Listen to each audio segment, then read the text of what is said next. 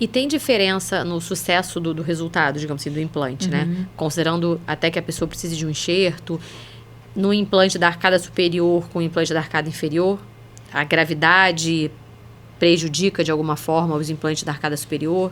Existe essa diferença? Não. A diferença óssea, né, do superior, da maxila e da mandíbula, realmente é uma densidade óssea diferenciada. E, além disso, a parte inferior, né, a mandíbula, a gente tem a língua. Então, a tábua óssea ali da mandíbula, ela é mais fina para você inserir o implante. Apesar da gente ter muitos tamanhos de implante, né? Então, dependendo avaliando a tomografia, que você vai saber qual vai ser a medida correta daquele implante que você vai colocar.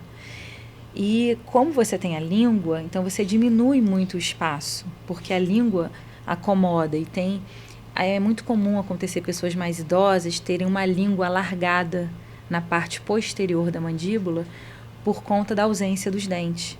Então, a língua, ela faz o quê? Ela se expande para aquela parte. Então, quando você coloca um implante e a prótese, ou essa parte, né, clínica de vários dentes, às vezes é necessário, o paciente estranha muito, porque a língua tem que contrair um pouco, isso é mais difícil.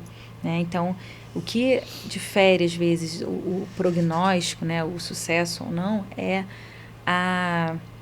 o melhor planejamento de cada paciente, ou seja, ao invés de você colocar uma coroa muito com uma espessura grande, o ideal é que você coloque sempre uma espessura menor, para que esse paciente que já ficou muitos anos sem, né, o dente ali, para que ele não estranhe tanto. Então, a adaptação do paciente é que acaba sendo um diferencial. Então, na hora que você está planejando, é importante que você veja as funções desse paciente, se ele tem o hábito, às vezes, de colocar a língua naquele espaço, sabe? Porque aí ele vai continuar empurrando, e aí não é que o implante desadapte, não, porque o implante ele tem uma óssea integração muito boa, mas às vezes a coroa que ele estranha um pouco mais, que é o que fica em contato com a língua, né? Então a parte inferior às vezes é mais diferente para o paciente se adaptar, mas o sucesso de tratamento é bom nos dois tipos de osso.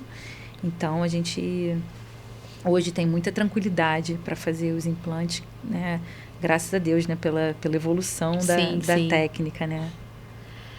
Tem alguma contraindicação para o implante? Algum grupo que não pode, que não seja indicado fazer? Então, os pacientes fumantes, pacientes diabéticos, eles são...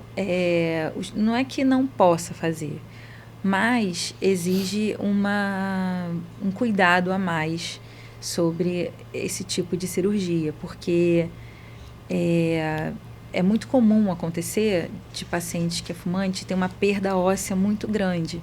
Então, às vezes, mesmo com o enxerto, não é suficiente para colocar um implante, porque tem que ter uma altura mínima, dependendo do quanto de osso que está perdido. Então, esses dois pacientes não controlados, exemplo, um fumante que já está com perda óssea grave, ou seja, ele já perdeu muito osso, né? E normalmente quando você tem perda óssea, você tem outras infecções ao mesmo tempo. É muito comum acontecer, né? Gengivites ou doença periodontal.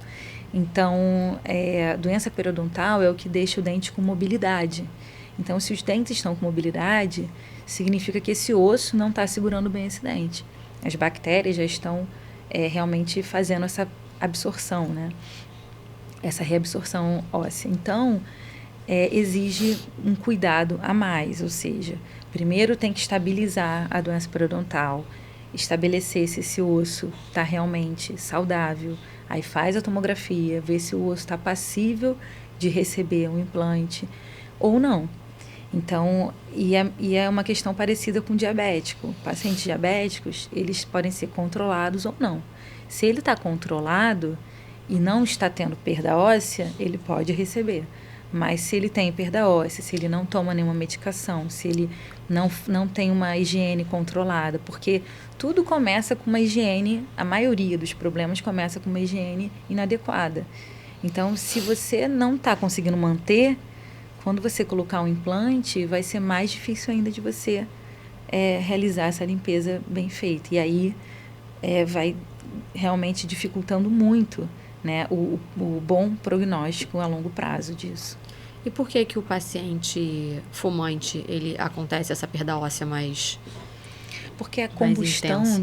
combustão do cigarro, ele realmente desgasta, ele causa uma queimadura, uma perda óssea grande, né? Então, a longo prazo, não é só a combustão, mas todos os aditivos que tem ali no cigarro, eles são muito prejudiciais. Então, a primeira perda que a gente tem é a perda da parte de mucosa. Então, a gengiva muda um pouco de cor, a gengiva começa a acumular mais pigmento. Você vê que quem fuma tem uma pigmentação no dente, um pouco mais escura, no né? dente e Também. na gengiva. Então, o cigarro causa muitos danos na saúde bucal. E aí a parte de perda óssea também é uma que é bem prejudicada realmente. E tem alguma contraindicação para pessoas idosas fazerem implante?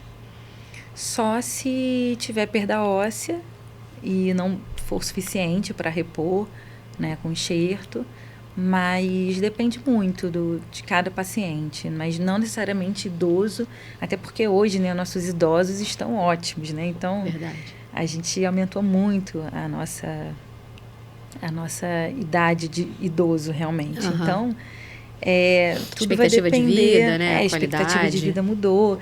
Então, vai depender dos hábitos, né, desse idoso, realmente da dieta também. Se é um idoso que vive quebrando um monte de dente, se tem um bruxismo a longo prazo. Então, tudo isso tem a ver com essa questão também de manter essa parte protética, né, do implante e para fazer essa cirurgia do implante.